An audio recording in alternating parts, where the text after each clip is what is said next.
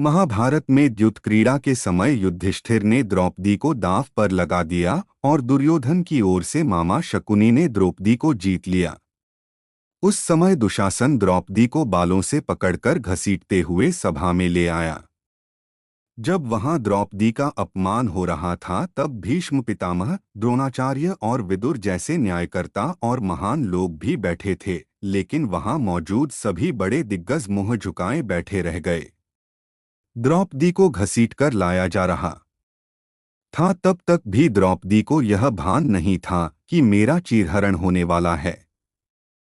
जब दुशासन से भारी सभा में द्रौपदी की साड़ी उतारने के लिए कहा गया तब द्रौपदी को इस बात का एहसास हुआ कि संकट बड़ा है। उस वक्त उनने अपने सबसे प्रिय सखा भगवान श्री कृष्ण का नाम पुकारा। हरि हरि अभयम कृष्णा अभयम। उद्धव गीता या उद्धव भागवत में श्री कृष्ण के सखा उद्धव उनसे इस संबंध में कई सवाल करते हैं। आओ जानते हैं श्री कृष्ण उद्धव संवाद को। उद्धव कहते हैं, हे कृष्ण, आप पांडवों के आत्मीय प्रिय मित्र थे।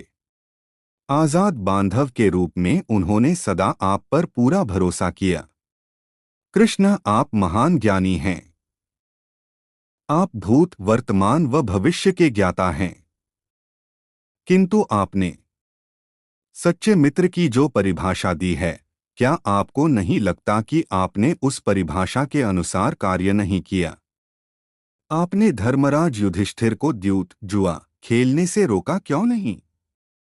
चलो ठीक है कि आपने उन्हें नहीं रोका, लेकिन आपने भाग्य को भी धर्मराज के पक्ष में भी नहीं मोड़ा। आप चाहते तो युधिष्ठिर जीत सकते थे। आप कम से कम उन्हें धन, राज्य और यहाँ तक कि खुद को हारने के बाद तो रोक सकते थे। उसके बाद जब उन्होंने अपने भाइयों को दांव पर लगाना शुरू किया तब तो आप सभाकक्ष में पहुंच सकते थे। आपने वह भी नहीं किया। उसके बाद जब दुर्योधन ने पांडवों को सदैव अच्छी किस्मत वाला बताते हुए द्रौपदी को दांव पर लगाने को प्रेरित किया और जीतने पर हारा हुआ सब कुछ वापस कर देने का लालच दिया, कम से कम तब तो आप हस्तक्षेप कर ही सकते थे। अपनी दिव्य शक्ति के द्वारा आप पासे धर्मराज के अनुकूल कर सकते थे। इसके स्थान पर आपने तब हस्तक्षेप किया जब द्रौपदी लगभग अपना शील खो रही थी, तब आपने उसे वस्त्र देकर द्रौपदी के शील को बचाने का दावा किया। लेकिन आप यह दावा भी कैसे कर सकते हैं? उसे एक आदमी घसीटकर सभा में लाता है और इतने सारे लोगों के सामने निर्वस्त्र करने के लिए छोड़ देता है। एक महिला का शील क्या बचा? आपने क्या बचाया? अगर आपने संकट के समय में अपनों की सहायता नहीं की तो आपको आपात बांधव कैसे कहा जा सकता है? बताइए, आपने संकट के समय में सहायता नहीं की तो क्या फायदा? क्या यही धर्म है? इन प्रश्नों को पूछते पूछते उद्धव का गला रुंध गया और उनकी आंखों से आंसू बहने लगे। भगवान श्री कृष्ण मुस्कुराते हुए बोले, प्रिय उद्धव, यह सृष्टि का नियम है कि विवेकवान ही जीतता है।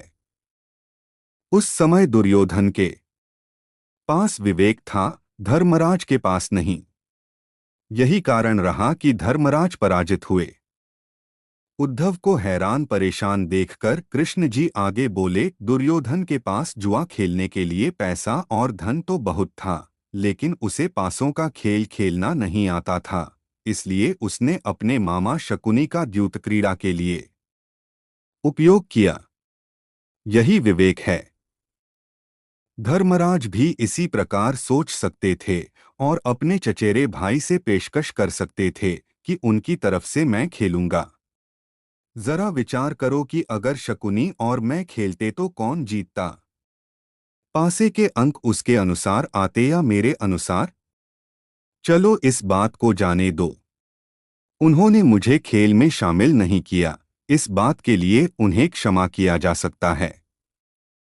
लेकिन उन्होंने विवेकशून्यता से एक और बड़ी गलती की, और वह यह कि उन्होंने मुझसे प्रार्थना की कि मैं तब तक सभाकक्ष में न आऊं जब तक कि मुझे बुलाया न जाए।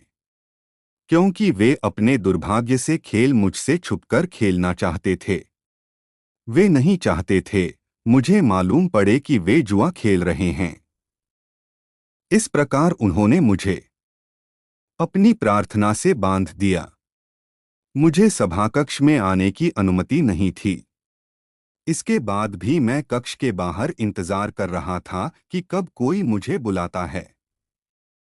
भीम, अर्जुन, नकुल और सहदेव सब मुझे भूल गए। बस अपने भाग्य और दुर्योधन को कोसते रहे। अपने भाई के आदेश पर जब दुशासन द्रौपदी को बाल पकड़कर घसीटता हुआ सभाकक्ष में लाया, द्रौपदी अपनी सामर्थ्य के अनुसार जूझती रही। तब भी उसने मुझे नहीं पुकारा। उसकी बुद्धि तब जागृत हुई जब दुशासन ने उसे निर्वस्त्र करना प्रारंभ किया। जब उसने स्वयं पर निर्भरता छोड़कर हरि हरि अभयम कृष्णा अभयम की गुहार लगाई, तब मुझे उसके शील की रक्षा का अवसर मिला। जैसे ही मुझे पुकारा गया, मैं अविलंब पहुंच गया। अब इस स्थिति में मेरी गलती बताओ। उद्धव बोले, कान्हा, आपका स्पष्टीकरण प्रभावशाली अवश्य है, किंतु मुझे पूर्ण संतुष्टि नहीं हुई। क्या मैं एक और प्रश्न पूछ सकता हूं? कृष्ण की अनुमति से उद्धव ने पूछा। इसका अर्थ यह हुआ कि आप तभी आओगे जब आपको बुलाया जाएगा। क्या संकट से घिरे अपने भक्त की मदद करने आप स्वतः नहीं आओगे? कृष्ण जी मुस्कुराए, उद्धव, इस सृष्टि में हरेक का जीवन उसके स्वयं के कर्मफल के आधार पर संचालित होता है। न तो मैं इसे चलाता हूं और न ही इसमें कोई हस्तक्षेप करता हूं। मैं केवल एक साक्षी हूं। मैं सदैव तुम्हारे नजदीक रहकर जो हो रहा है उसे देखता हूं। यही ईश्वर का धर्म है। उलाहना देते हुए उद्धव ने पूछा, वाह वाह, बहुत अच्छा कृष्ण, तो इसका अर्थ यह हुआ कि आप हमारे समीप खड़े रहकर हमारे सभी दुष्कर्मों का निरीक्षण करते रहेंगे। हम पाप पर पाप करते रहेंगे और आप हमें साक्षी बनकर देखते रहेंगे। आप क्या चाहते हैं कि हम भूल करते रहें, पाप की गठरी बांधते रहें और उसका फल भुगतते रहें? तब कृष्ण जी बोले, उद्धव, तुम शब्दों के गहरे अर्थ को समझो। जब तुम समझकर अनुभव कर लोगे कि मैं तुम्हारे समीप साक्षी के रूप में हर पल हूं, तो क्या तुम कुछ भी गलत या बुरा कर सकोगे?